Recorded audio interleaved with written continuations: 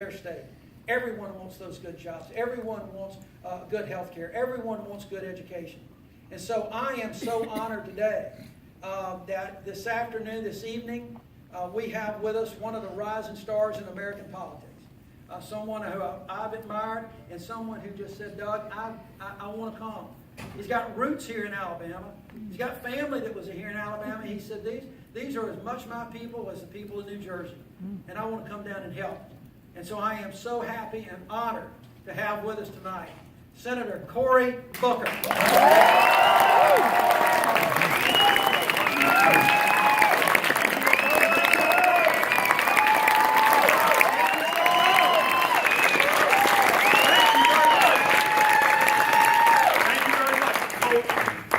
You all to know it is one of the greater honors of my life to be able to be here at this time in American history, at this time in Alabama history, to stand up not just for a candidate, because this is something when you talk to Doug, he knows. This is not about him. It's not about his career. This is about the people of Alabama, their lives, their livelihoods, their health care, their incomes. And for me, this means a lot to be here back in Alabama. I was here earlier this year, working my way through Uniontown and Tallahassee and down to Montgomery. This is important to me because I grew up with a family that always told me my roots go back to Alabama. Now, I owe my very existence to this state, whether it's my grandmother's family who were coal miners here, or through my grandfather's family who was the son of an African-American woman and a white man. I literally am direct descendant of Alabama militiamen that fought in wars here. I love this state and I love this people. And what you see on 24-hour cable news stations and the rhetoric of Doug Jones's opponent, the mean-spiritedness, the divisiveness, that's not the Alabama that I know. That's not the people of Alabama. It's not a reflection of the goodness that goes deep into this state, to the very soil that we walk on. And so I'm very happy to be here and to come to a community of folk who understand, especially in Alabama history, that we know whether it's the founding of our nation, whether it's the advancements of women's rights, whether it's the advancement of workers' rights, whether it's the advancement of civil rights, when it comes to the long, hard march towards justice, nothing is given. King used to say that change does not roll in on the wheels of inevitability. It has to be carried in on the backs of good folk who want to fight for it.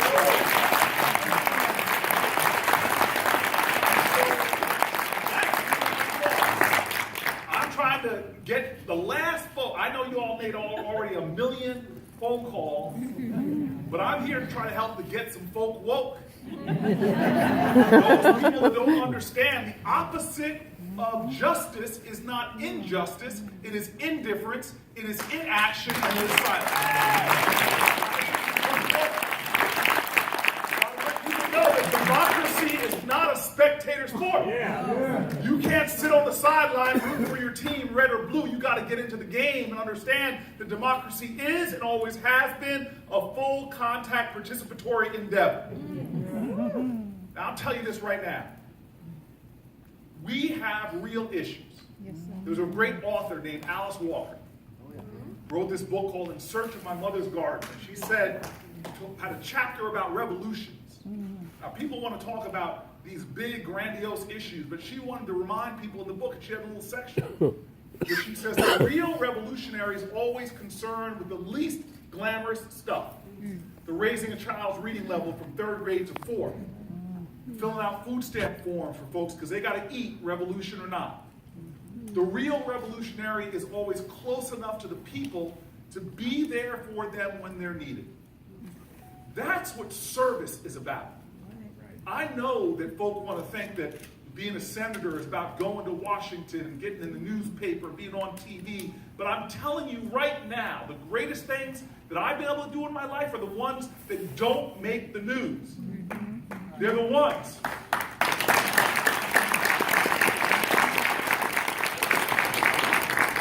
They're the ones that Doug cares about. that when there's an education bill, he is in that scrum, working with people, Democrats and Republicans, to make sure that his state gets a fair share of resources for disabled children. It's about what I saw out in Lowndes County earlier this year, lacking the basics of water infrastructure. That's not sexy, I promise you. None of these cameras are going to quote me tonight saying water infrastructure. But go to those families that I saw who have sewage backing up through their toilets into their homes, have soil that you can't put septic systems in. Literally, you have tropical diseases now, parasites in Lowndes County that most doctors don't think exist in the United States anymore. That's not a sexy issue, but it's something that Doug cares about. And when we do those big water bills that those pass every few years, it takes a senator representing a state that can be in the scrum, working with who? Democrats and Republicans to get something done. Right.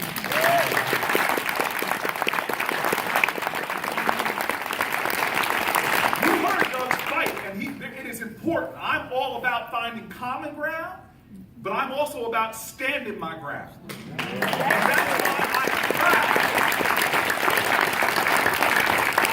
that Doug Jones says, my line is simple. You will not take away Medicaid. You will not take away Medicare. We don't need to be going back. We need to be going forward and expanding Medicare. Let me tell you something else. You know that I know that we have people on Social Security now in America that are still below the poverty line. And so I want you to know that what I'm excited about is to have a senator that comes to Washington that doesn't just talk about the big issues, but understands that when we do health care bills, there's a whole lot of complex formulas in there that you got to fight in that scrum, and you got to work with who? Democrats and Republicans. Well, I'm telling you right now, Alabama needs someone, not a partisan. They don't need someone who is more about party than they are about the people. They need someone that's going to be there standing up every day working on those complex issues that bring resources back to this state. And I'm telling you this right now. When he is running against somebody that Democrats and Republicans are saying openly they don't want to work with. When he's running against somebody that has been castigated by the head of the Republican campaign committee in the Senate. A guy with a great name. His name is Senator Gardner. His first name is Corey. This is not about what you stand up and say to the cameras. It's about the boring, unglamorous, everyday work of being a legislator, fighting every single day for folks, taking constituent calls, not caring if they're black or they're white. Don't let me get in trouble now. If they're gay or they're straight, it's about representing all of the people.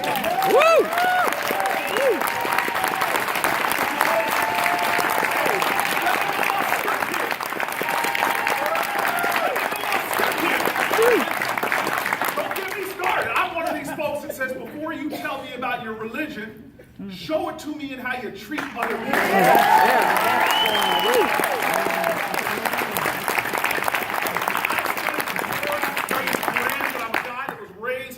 Black church in New Jersey, and I heard that saying simply is love thy neighbor.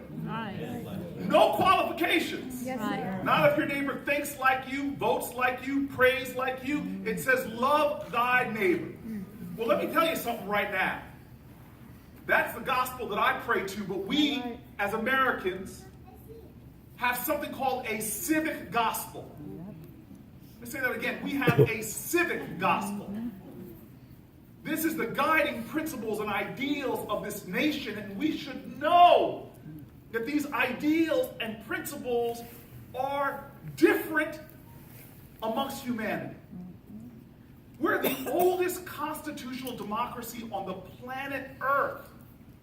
When we founded this nation, nations were being formed as monarchies, everybody divine right to kings and queens. There were nations that were theocracies. Everybody had to pray alike or there were consequences. When we founded this nation, other nations had everybody looking alike and talking alike. But no, our founders, with all their human imperfections, in those documents put forward ideals and values that were so great, they were greater than the men that wrote them. You see in those documents their failings when they refer to Native Americans as savages. They don't refer to women at all. They were second-class citizens when this country was founded. Stokely Carmichael, one of the activists from the Civil Rights Movement, used to always say, constitute, constitute. I can only say 3/5 of the word. Some of you all did that joke. I can only say 3/5 of that word. They were geniuses because they understood that what we're going to do in human history is put forth a nation founded on this civic gospel of principles and ideals of equality, of rule of law, of justice for all. These they put up, and every generation of Americans has strived hard to make a more perfect union. This is one of the reasons why I loved this man before I knew this man. I'm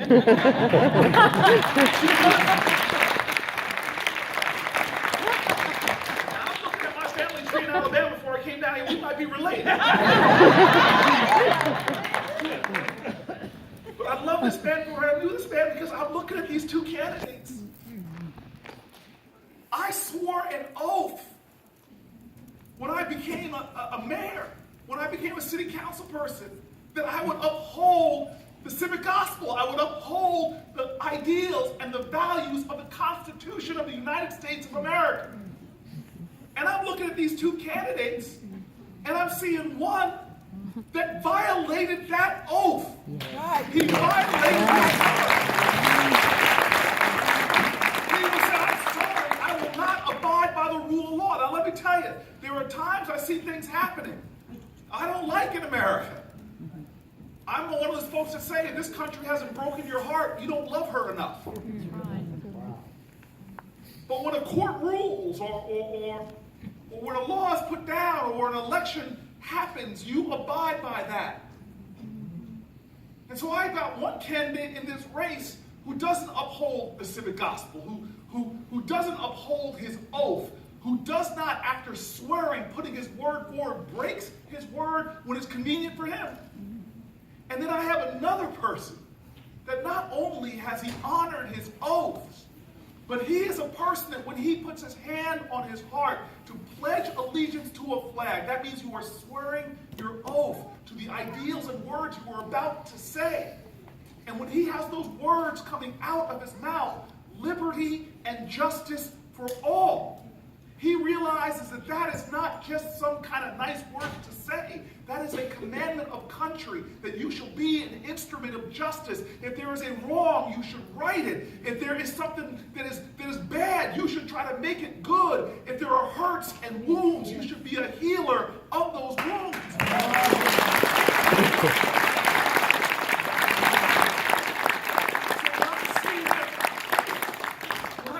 From his position where he swears an oath and sees a wrong, it might have been from decades ago. They might have been hurt and still there. It might be covered over by calluses or scabs, but he says, I'm sorry. In Alabama, we are a great state and a great people, and everyone deserves justice.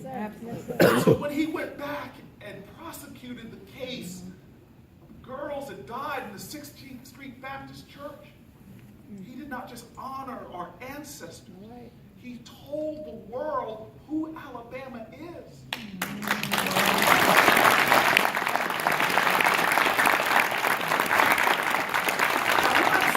The civic gospel is not easy. To found a country where we don't all look alike, to found a country where we don't all pray alike, this is difficult.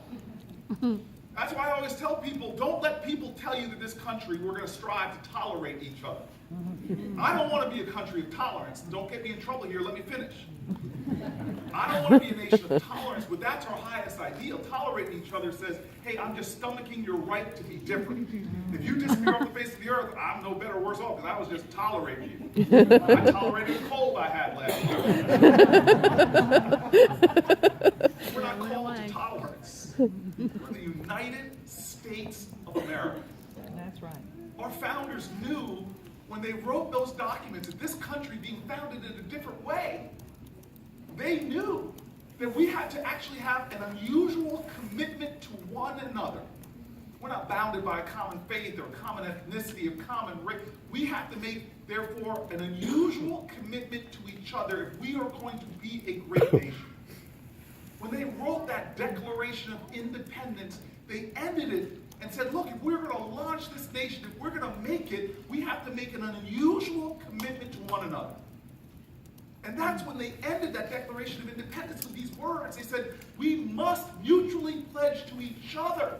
Mutually pledge our lives, our fortunes, and our sacred honor. You see, patriotism, people forget the root of that word. The very meaning of that word is love of country. And you cannot love your country unless you love your countrymen and women.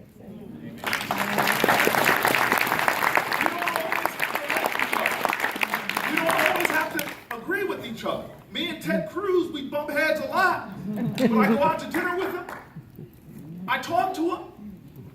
People got mad at me before. I walked over to hug John McCain when he got a cancer declaration. Some people yelled at me on Twitter.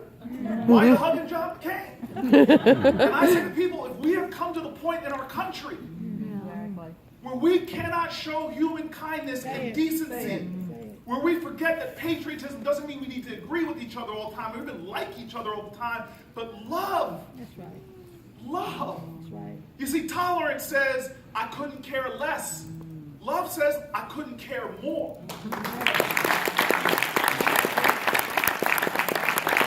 Tolerance builds walls and fences. Love tears them down. Tolerance sees me coming, crosses the street, tries to look the other way. Love confronts, even when it's hard. Reaches out, even when it's difficult. Love embraces your fellow man and understands. Wherever you draw it from, I draw it from my faith, that we have to love our neighbor. Now let me tell you something. These are nice words. But I'm not here to talk about words. You see, I believe that this country is where we are because people saw that every generation has to prove worthy of the blessing they give. Look, my father from North Carolina, my mom, I told you her roots down here in Alabama. My parents would look at me growing up in the 1980s and be angry. I'd walk around that house. I had some swagger. I was high school All-American football player. I got into Stanford because of a 4.0, 1,600, 4.0 yards per carry, 1,600 receiving yards. None of you all have kids that had the teenage swagger that I did. And I'd walk around the house. My father would look at me and say, boy, don't you dare walk around this house like you hit a triple. You were born on third base, young man. You drink deeply from wells of freedom and liberty and opportunity that you did not dig. Folk fought for you and struggled for you. They went on freedom rides for you. They stormed beaches in Normandy for you. Everything that you have was born from someone who got up and struggled and fought and overcame. And sometimes they bled. And sometimes they died.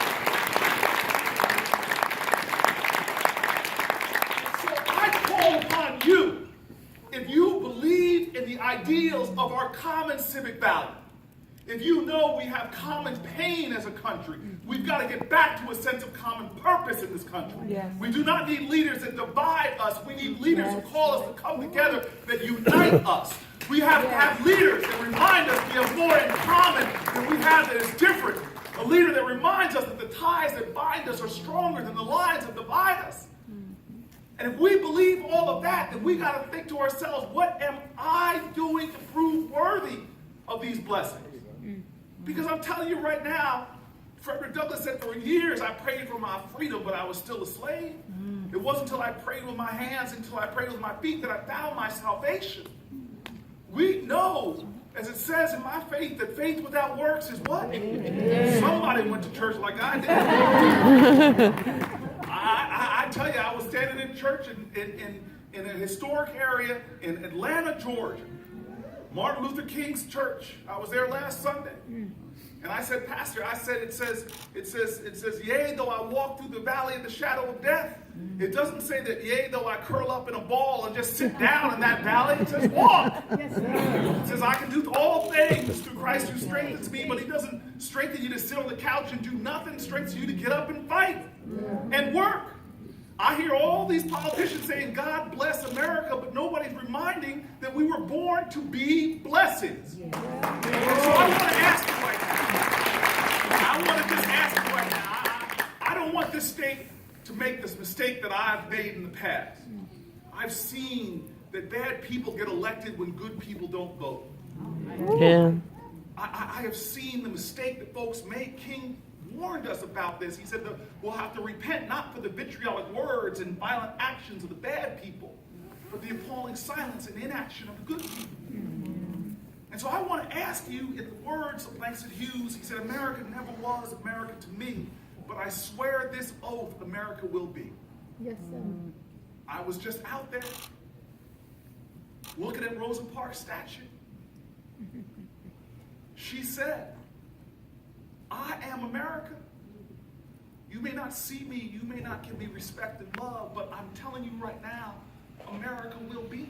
All right. King in the Birmingham jail, he said, I am America. You may put me in prison, you may beat me down, but I am here to tell you, America will be. When I was in Lowndes County, sitting with a woman of great dignity, of great worth, but she was very poor.